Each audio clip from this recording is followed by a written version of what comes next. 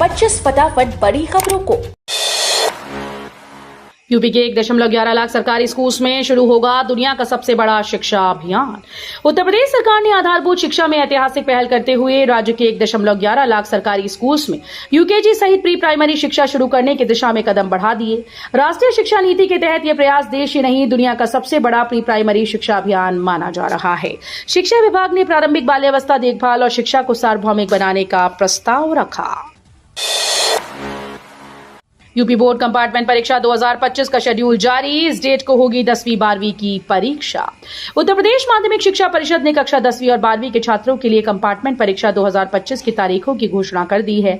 इस वर्ष की कंपार्टमेंट परीक्षाएं 19 जुलाई 2025 को आयोजित की जाएंगी। जो छात्र किसी एक विषय में फेल हो गए या अपने अंकों में सुधार करना चाहते हैं, उनके लिए ये परीक्षा एक महत्वपूर्ण अवसर है। यूपी में गोक्रांति, हर जिले में खुलेंगे गौ आधारित स्टार्टअप हब, युवाओं को मिलेगा सुनहरा भविष्य। उत्तर प्रदेश सरकार ने ग्रामीण अर्थव्यवस्था को नई ऊंचाई देने और युवाओं को स्वरोजगार के अवसर प्रदान करने के लिए एक योजना शुरू की। प्रदेश के सभी 75 जिलों में गौ आधारित स्टार्टअप हब स्थापित किए जाएंगे, जो ग्रामीण युवाओं और महिलाओं के लिए स्थानीय स्तर पर रोजगार की एक नई क्रांति लेकर आएंगे। जिले और विकास खंडों में खाली पदों पर तत्काल हो तैनाती, सीएम योगी का अफसरों को सख्त निर्देश। मुख्यमंत्री योगी आदित्यनाथ ने जनभागीदारी, नवाचार, पारदर्शिता, समयबद्ध क्रियान्वयन को आकांक्षात्मक विकास खंड और आकांक्षात्मक जनपद कार्यक्रम की सफलता का मूल आधार बताया। उन्होंने निर्देश दिए कि रिक्त पदों पर तैनाती तत्काल हो, प्रभारी अधिकारी की व्यवहारिक उपलब्धता पर विशेष जोर दिया जाए। मुख्यमंत्री ने कहा कि प्रदेश सरकार आकांक्षात्मक क्षेत्रों को विकास की मुख्यधारा से जोड़ने के लिए पूर्ण प्रतिबद्धता के साथ कार्य कर रही है। डायरिया से बचाव के लिए 1 जुलाई से घर घर बांटा जाएगा ओआरएस, बच्चों को मिलेगी जीवन सुरक्षा। दस्त से पीड़ित बच्चों की हालत गंभीर होने पर ओआरएस देकर उनकी जान बचाई जा सकती है। ऐसे में अब स्वास्थ्य विभाग ने घर घर ओआरएस के पैकेट बंटवाने और इसके फायदे बताने का फैसला लिया। आज से शुरू होने वाले संचारी रोग अभियान के साथ ही इस वर्ष डायरिया रोको अभियान भी शुरू किया जा रहा है। आशा व स्वास्थ्य विभाग से जुड़े अन्य कार्यकर्ता घर घर जाकर 5 साल से कम उम्र के बच्चों के बारे में जानकारी लेंगे। रेलवे में बहाल होंगे रिटायर्ड कर्मचारी। रेलवे बोर्ड ने रिटायर्ड कर्मचारियों की दोबारा भर्ती के नियमों में ढील दे दी है। अब वेतन स्तर 1 से 9 तक के खाली पदों को भरने के लिए उसी विभाग के रिटायर्ड कर्मचारी जो जीवन स्तर ऊपर तक के पद से रिटायर हुए हों, फिर भी काम पर रखे जाने को लेकर विभागीय कवायद प्रारंभ हो। रेलवे के पत्र के अनुसार रेलवे ने साफ किया है कि पहले उसी स्तर से रिटायर हुए कर्मचारी जिनके पद खाली हैं, उन्हें प्राथमिकता दी जाएगी। जेवर एयरपोर्ट के नजदीक बनेंगे 3 नए सेक्टर, इन गांव की जमीनों का होगा अधिग्रहण। यमुना एक्सप्रेसवे औद्योगिक विकास प्राधिकरण ने जेवर में बन रहे नोएडा इंटरनेशनल एयरपोर्ट के पास 3 नए सेक्टर 5, 8 और 9 को विकसित करने की तैयारी को अंतिम रूप देना शुरू कर दिया है। इसके लिए मास्टर प्लान 2041 में शामिल गांवों से किसानों की सहमति के आधार पर जमीन खरीदने की प्रक्रिया को तेज कर दिया गया। यूपी में कांवड़ यात्रा रूट पर नेम प्लेट विवाद। उत्तर प्रदेश में कांवड़ यात्रा के दौरान खानपान और दुकानदारों की पहचान को लेकर जारी सियासी और कानूनी लड़ाई थमने का नाम नहीं ले रही। मुख्यमंत्री योगी आदित्यनाथ की अगुवाई वाली सरकार ने वर्ष 2024 में कांवड़ यात्रा मार्गों पर साफ सफाई, श्रद्धालुओं की आस्था की सुरक्षा और कथित खाद्य मिलावट रोकने के लिए कई कड़े फैसले लिए। वर्ष 2025 में भी कांवड़ यात्रा से पहले ये फैसले लिए गए। अब विश्व स्तर पर चमकेगी आगरा की पच्चीकारी कला, जीआई टैग मिला। ऐतिहासिक नगरी आगरा की पारंपरिक शिल्पकला पच्चीकारी को अब आधिकारिक रूप से भौगोलिक संकेतक की मान्यता मिल गई है। जीआई टैग की भाग 1 की प्रक्रिया पूर्ण हो चुकी है, जिसमें इस शिल्प को आगरा से जुड़ी विशिष्टता के रूप में पंजीकृत किया गया। अब भाग बी की प्रक्रिया शुरू हो गई है। MMMUT में बीटेक की पहली कट ऑफ लिस्ट जारी, 1189 सीटों पर होगा। Madan Mohan Malviya university of technology की ओर से बीटेक एडमिशन 2025 के लिए पहली कट ऑफ लिस्ट जारी कर दी गई। 1089 सीटों पर एडमिशन के लिए कुल 4039 आवेदन किए गए। इनमें से केवल 285 अभ्यर्थियों को ही उनकी फर्स्ट चॉइस के अनुसार सीट आवंटित की गई। वहीं 659 उम्मीदवारों को टॉप 3 चॉइस में से एक कोर्स में एडमिशन के लिए सीटें मिलती हैं। गोरखपुर रामगढ़ ताल में तैरते रेस्टोरेंट का मजाक, क्रूज से लंदन जैसा फील। गोरखपुर का रामगढ़ ताल अब सिर्फ झील नहीं, एक शानदार टूरिज्म हब बन चुका है। इसका सबसे बड़ा आकर्षण है लेक क्वीन क्रूज, जो शहर के लोगों और बाहर से आने वाले टूरिस्ट को एक रॉयल एक्सपीरियंस देता है। पानी के ऊपर चलते इस क्रूज में घूमना किसी फिल्मी सीन से कम नहीं। लेक क्वीन पर खाने पीने का भी खास इंतजाम है। आपको यहाँ वेज और नॉन वेज दोनों तरह के टेस्टी फूड ऑप्शंस मिलेंगे। अखिलेश यादव के ट्वीट के बाद शुरू हो गया स्कैम। सपा ने कहा अभी कोई धनराशि न डाले। उत्तर प्रदेश के पूर्व मुख्यमंत्री और समाजवादी पार्टी के राष्ट्रीय अध्यक्ष अखिलेश यादव ने सोशल मीडिया साइट एक्स पर एक पोस्ट किया। इस पोस्ट में उन्होंने अपने पिता भूतपूर्व रक्षा मंत्री और यूपी के भूतपूर्व सीएम स्वर्गीय मुलायम सिंह यादव की याद में बन रहे स्मारक में लोगों से अंशदान की अपील की थी। इस पोस्ट के बाद सपा के नाम पर सोशल मीडिया पर स्कैम शुरू हो गया। कुछ लोगों ने आधिकारिक खाता संख्या और यूपीआई जारी हुए बिना ही रुपए इकट्ठा करने का दावा किया।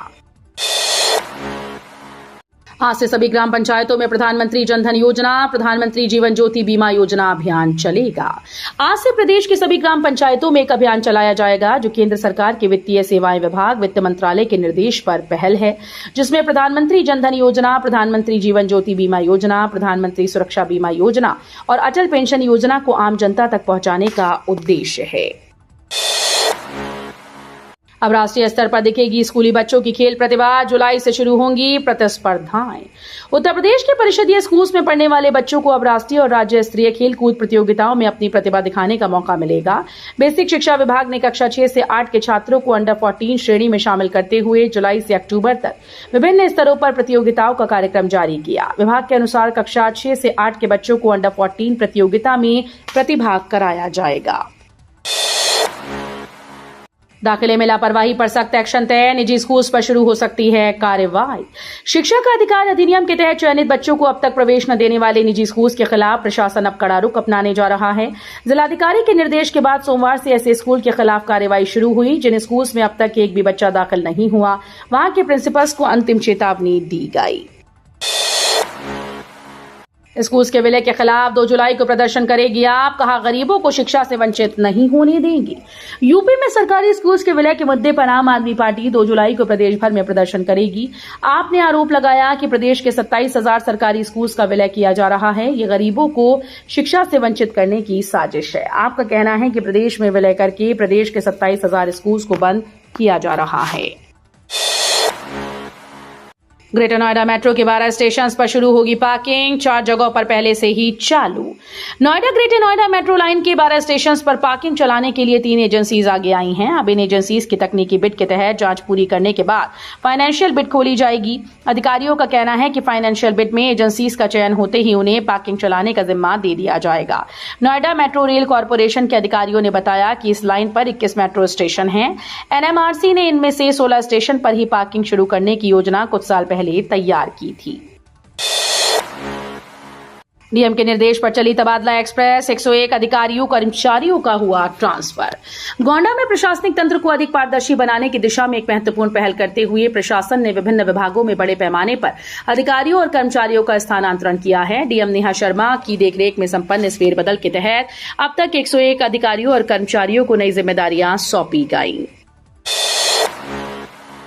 एसआरएमएस मेडिकल कॉलेज की वर्षगांठ पर मरीजों को बड़ी राहत। दूरबीन सर्जरी पर मिलेगी 50% की छूट।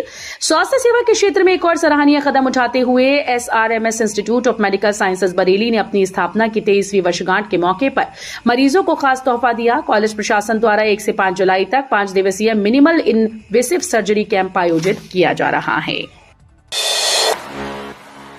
जुलाई में आएगा बिजली का मोटा बिल। उपभोक्ताओं से 187 करोड़ रुपए की होगी वसूली।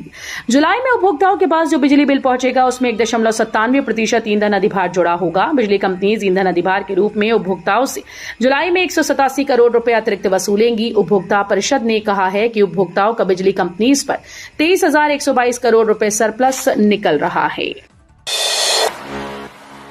अयोध्या के हनुमानगढ़ी मंदिर में जारी हुआ नया फरमान। प्रसाद के विक्रेताओं को अब करना होगा ये काम। सावन का महीना शुरू होने से पहले अयोध्या के हनुमानगढ़ी मंदिर पर चढ़ने वाला लड्डू प्रसाद को लेकर नया फरमान जारी हुआ। देसी घी के अलावा यदि मिलावटी प्रसाद की बिक्री की जाएगी तो उसके खिलाफ सख्त कार्रवाई होगी। इसके लिए प्रसाद विक्रेता अपनी दुकान के नाम को लड्डू के डिब्बों पर लिखना करना होगा, जिससे मिलावट करने वाले की पहचान हो सके। राहुल गांधी के संसदीय क्षेत्र में चला बुलडोजर, गायत्री पीठ का कीर्ति स्तंभ तोड़ा, ग्रामीणों ने काटा जमकर बवाल। कांग्रेस नेता राहुल गांधी के संसदीय क्षेत्र में सोमवार को बुलडोजर कार्रवाई की गई। सड़क चौड़ीकरण के लिए पीडब्ल्यूडी ने गायत्री पीठ मंदिर के कीर्ति स्तंभ को भारी विरोध के बीच तोड़ दिया, जिससे मौके पर जमा हुए ग्रामीण आक्रोशित हो गए और पुलिस प्रशासन मुर्दाबाद के नारे लगाने शुरू कर दिए। बीच सड़क पर बैठकर विरोध प्रदर्शन किया। यूपी में ईवी चार्जिंग स्टेशन का जाल बिछाने की दिशा में योगी सरकार की बड़ी पहल।